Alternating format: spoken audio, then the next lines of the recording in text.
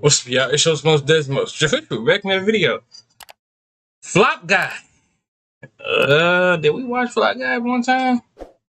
No, I think no. It was a video that we were supposed to watch of him. I think this was just the videos. Yes, this was the video we were supposed to watch, but it got pushed back so far because all the other stuff was going. But hey, we here though. Let's see what's going on with this though. Make sure y'all like, comment, subscribe, follow our social media. Gonna pop on the screen. Hope y'all wonderful people having a nice, wonderful day. If you're not, you just need to stay out the way. Low key, just stay out the way.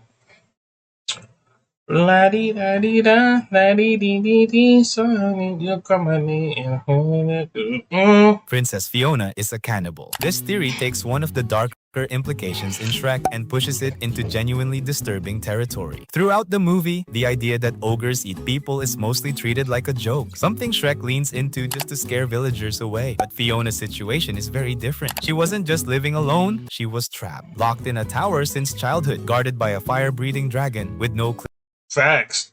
So well, that's the real question: where she was getting all the food from? Yeah. I'm looking at you. Where did she get all the food from? That food just can't come out of nowhere. She was eating them nights. She was eating them.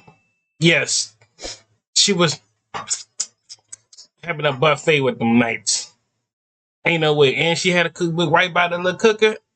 You could have told me no otherwise. Nah. You could have told me no otherwise. Real talk. clear explanation of how she survived for years. And when Shrek finally arrives, what do we actually see? Fiona, the dragon, and a tower filled with the remains of fallen knights. Now sure, the obvious answer is that the dragon killed them. But this theory asks a darker follow-up. What happened after? Food had to come from somewhere. And in extreme survival situations, even in real life, humans have resorted to unthinkable things. The theory suggests that during her ogre transformations at night, Fiona may have experienced intense hunger, pushing her into cannibalism just to stay alive. It's unsettling, but it does explain something the movie never bothers to: how she sustained herself for that long with zero visible supplies. And what makes it even creepier is how cleanly Fiona moves on afterward. Once she escapes, there's no mention of survival struggles, no trauma explored, nothing. It's like that entire chapter of her life is buried, which, if this theory is even partially true, might be exactly what she wants. Donkey is from Pinocchio. This theory connects two classic fairy tales. Yeah, I can see it. No, like I'm dead serious. I can see it. Like when he was mentioning the part back on number 3 when he was talking about the situation and stuff like that. Something about like happening to high school, getting stuff in the locker room. No. No. Donkey actually a human.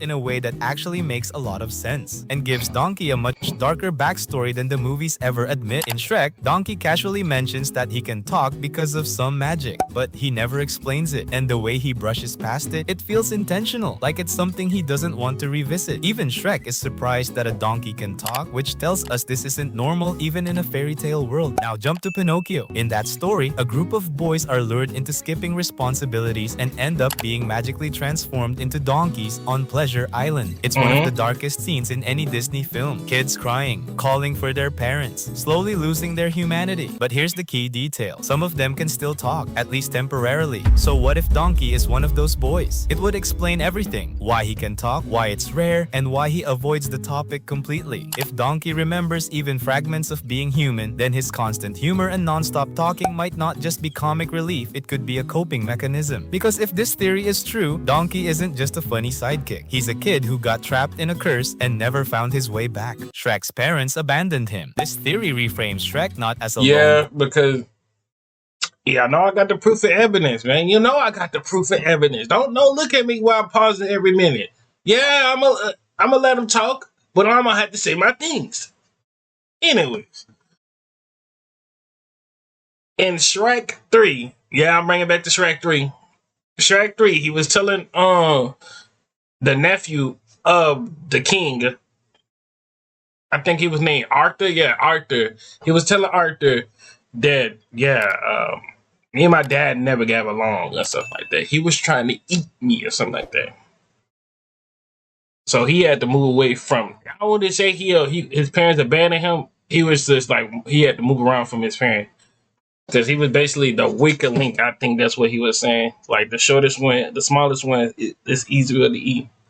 Ogre by nature, but one who was made that way. In Shrek Forever After, we get a glimpse of an alternate reality where Shrek was never born. And what stands out immediately is that ogres aren't rare at all. There's an entire group of them, led by Fiona, living like hardened warriors and actively fighting back against Rumpelstiltskin's rule. That detail alone changes everything, because in the main timeline, Shrek acts like he's the only ogre around. He lives isolated in a swamp, completely disconnected from any kind of family or community. But this alternate reality suggests that ogres do have societies, meaning Shrek didn't just end up alone by coincidence. He was separated, and when you compare him to the other ogres, it gets even more interesting. They're aggressive, battle-ready, and united. Shrek, he avoids conflict whenever he can. He uses intimidation as a defense mechanism, not as a way of life. He doesn't fit the mold. So the theory goes, what if Shrek was rejected as a child? If he didn't act like a proper ogre, less violent, more emotional, more human? It's possible his parents saw him as weak or different, and instead of raising him, they abandoned him, leaving him to grow up alone in the swamp. It would explain why Shrek is so defensive, why he pushes people away before they can reject him, and why the idea of being accepted by Fiona, by Donkey, hits so hard. Because if this is true, Shrek wasn't born a loner. He was left to become one. Dragon is a cursed princess. This theory flips one of the strangest characters. I can see it. Yeah, I'm gonna relate to most of these. Okay. This last time I say this. Don't get in the comments talking about, guys, you gotta talk every time. Yeah, I gotta talk every time. Welcome back. Anyways, how I think this is true, because there's no impossible way a dragon would just be guarding her for the rest of the eternity till a night finally slayed her. She had to be cursed too, son. Imagine this is Fiona's sister the whole time, and they just wrote it off as the dragon. Shrek into something way more tragic. And honestly, it kind of fits. At first glance, the dragon is just the obstacle guarding Fiona's tower. But look closer, and her behavior feels different. She's emotional, expressive, even romantic. She falls in love with Donkey, builds a family, and later becomes part of Shrek's inner circle. That's a very human-like behavior. Now think about the storybook at the start of the film. It tells the tale of a cursed princess locked in a tower. But the visuals don't always line up perfectly with Princess Fiona. Instead, the film keeps cutting back to the dragon during these moments, almost like it's quietly hinting at something else. So what if the dragon was the original princess? The idea is that she was cursed, possibly transformed into a dragon, and left trapped in the tower long before Fiona arrived. Instead of being a guard, she was another victim. That would explain why she doesn't just attack blindly. She reacts, she feels, she connects. And here's where it gets darker. Unlike Fiona, who eventually breaks her curse by finding love, the dragon never turns back. The theory suggests her curse became permanent, either because no one came for her or because she eventually accepted her life as a dragon, which makes her story less of a side gag and more of a forgotten fairy tale with no happy ending. Puss wiped out all the ogres. This is easily one of the darkest theories in the entire Shrek universe, and it turns Puss in Boots from a charming rogue into something way more dangerous. When Puss is introduced, yeah, I mean, they did mention he was a killer. So, I mean, he did get excited when he heard ogre. When the king brought up, yeah, I got a ogre problem. His eyes did glue up.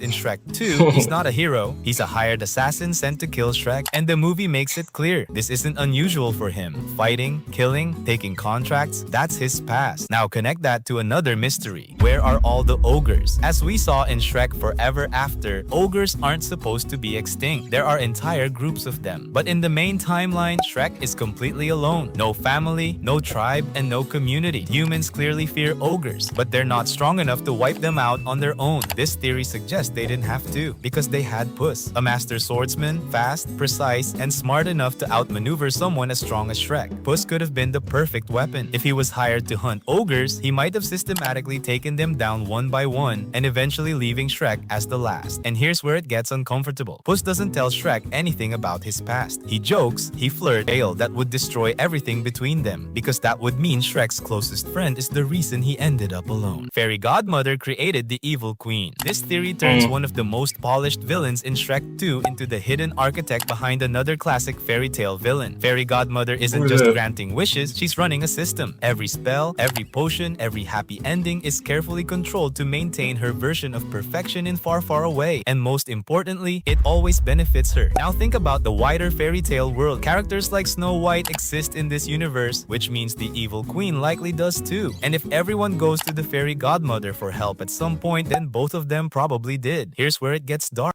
The fairy godmother had to choose who gets the happy ending. And based on her obsession with beauty, image, and control, Snow White is the obvious pick. She fits the perfect fairy tale mold. The other woman, the one who becomes the evil queen, doesn't. So what happens when someone is denied their perfect ending? They break. The theory suggests that by rejecting her, betraying her, or even manipulating her expectations, the fairy godmother created the evil queen. Not directly with magic, but by pushing her into jealousy, obsession, and rage. And we've already seen how her potions work. They don't just change appearances, they alter destinies. Promise someone everything, then take it away. And you don't just ruin their life, you turn them into a villain. Which means the fairy godmother isn't just controlling happy endings. She might be responsible for the bad ones too. Shrek never had a name. This theory takes a tiny moment from Shrek and turns it into something way more emotional. Early in the film, when Donkey asks Shrek his name, there's a brief pause. It's subtle, easy to miss, but it's there. And most people read it as Shrek just being socially awkward. But what if it's something deeper? If you look at Shrek's life, it's almost completely empty before Donkey shows up. No family, no friends, and no real connections. Just isolation. If he was abandoned or separated... Real question,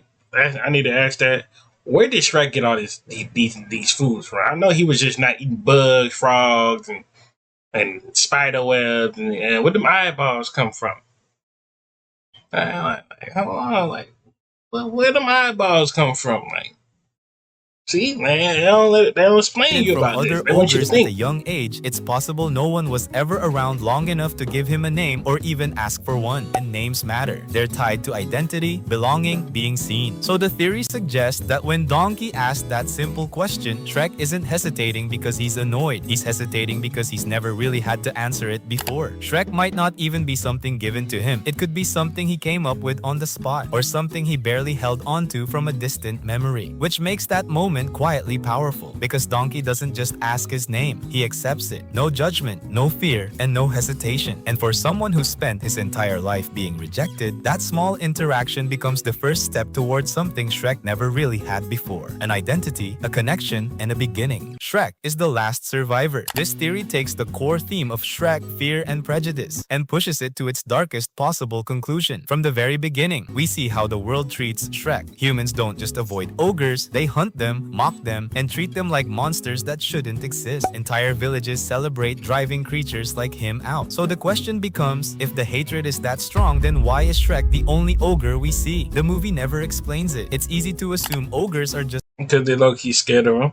solitary by nature. But that idea doesn't really hold up, especially when later films showed that ogres can live in groups. So this theory suggests something much darker, that there were more ogres and they were wiped out. A massacre. Driven by fear, humans and other kingdoms could have hunted ogres down, seeing them as threats rather than people. And if Shrek was young when it happened, it would explain everything about who he becomes. His isolation, his trust issues, and his habit of pushing people away before they can hurt him. Because that's not just personality, that's trauma. It also reframes how he uses fear. Shrek leans into the ogres are terrifying I'm ready for that new Shrek to come out low key.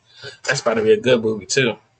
stereotype. Not because it's true, but because it protects him. If people are too scared to come close, they can't hurt him again. And that makes his relationship with Fiona and Donkey hit even harder. Because if this theory is true, Shrek didn't choose to be alone. He's just the last Yeah, be like that though. I mean, it be like that, but I'm just gonna tell you how I see it though. Shrek is a mysterious person. The whole franchise is mysterious. But I hate how people ruin the movie before the movie got let off. So it's getting. I think it's coming out 2027 or 2028. Nah, it's 2027, I think. But I hope you enjoyed the video. Make sure to comment, subscribe for all our social media pop on screen. All right, y'all. On the road to 500, and I'm out.